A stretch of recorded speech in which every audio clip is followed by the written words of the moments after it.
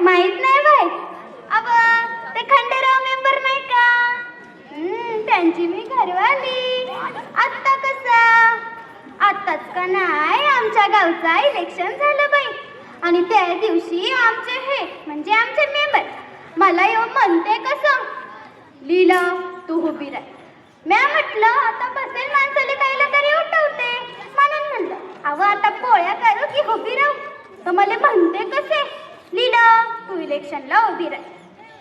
सरपंच होशील तू, बाईची सीट राखीव आहे. तर बाई राहिले मी उभी आणि निवडून बी आली. तर बाई काय तो गाजावाजा पुढे सारे लोक नाचत होते, चांगले झिंगत होते. म्या म्हटलं तुम्ही आता चांगले झिंगा, मग म्या जाऊते माया एकाला इंगा. आणि आमचे हे तर लई जसत होते, जसे काय तेच सरपंच झाले. नाहीतरी बायको कोणत्या पदावर आली की नवऱ्याला वाटतेच की आपणच पदावर आहोत काय. कालचीच गोष्ट घ्या, तो चपराशी आमच्या घरी येऊन म्हणतो कसा, ग्रामपंचायतीत बीडीओ साहेब आले, सरपंचाले बोलवते. आमचे हे घातली चपला लागले बाहेर रस्त्याले.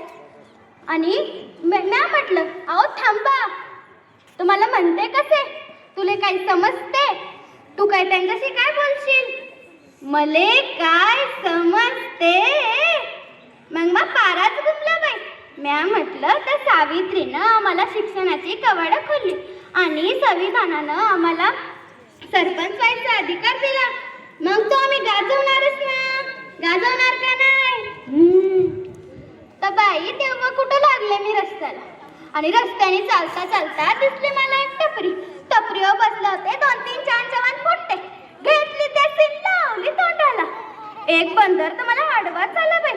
आणि मला पाहून म्हणते कसा, अरे बाबा नशीब आपलं उतान झोपलं, अरे बाबा नशीब आपलं उतान झोपलं. या जीवाची फजिती ऐका, या जीवाची फजिती ऐका. आता मर्दाले किंमत हाय का, आता सरपंच झाल्या ती बायका. आता मर्दाले किंमत हाय का, आता सरपंच झाल्या ती बायका. तर बाई मी काढली चप्पल लावली थोबडाला. आणि मी आपण म्हटलं अव किटकिट लावता हुशारी धावता, किटकिट लावता हुशारी धावता. आमचं बी थोडंसं ऐका, अहो आमचं बी थोडंसं ऐका. तुमच्या होटावर मिश्या हाय का, आता सरपंच झाल्या तर बायका. तुमच्या होटावर मिश्या हाय का, आता सरपंच झाल्या तर बायका. तर बाई तेव्हा कुठं ते बंदर लागलं बाई रस्त्याने. आता आडान पण तरी किती असावं. माझ्या शेजारींच्या पोट्याले आलं होतं ताप. तर बाई म्हणे माझ्या पोट्याले कोणीतरी पकडलं. मी गेले भेटायला, तिथलं ध्यान पाहून टचकूनच गेली बाया.